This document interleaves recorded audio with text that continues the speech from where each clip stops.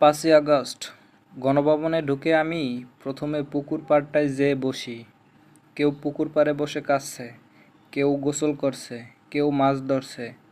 সবার মাঝেই মুক্তির আনন্দ। এর মধ্যে এক মধ্যবয়সী ভদ্রলোক আমার পাশে এসে বসেন। যে গ্রুপটা সর্বপ্রথম গণভবনে ঢুকে তাদের মধ্যে তিনি একজন। লোকটা নানান গল্প করতে করতে বেশ বিষণ্ণ হয়ে যায়।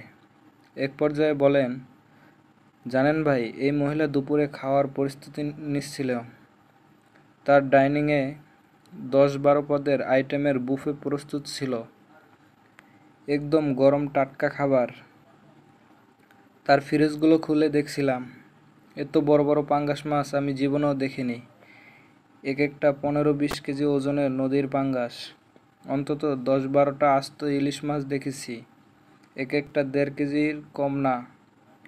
একটা গরিব দেশে এই মহিলা রানীর মতো বসবাস করেছিল, অথচ এই মহিলা আমাদেরকে পেঁয়াজ ছাড়া তেল ছাড়া রান্না করতে বলতো, বাচ্চাদেরকে কাঁঠালের বার্গার খাওয়াতে বলতো, ভাতের বদলে আলু খেতে বলতো।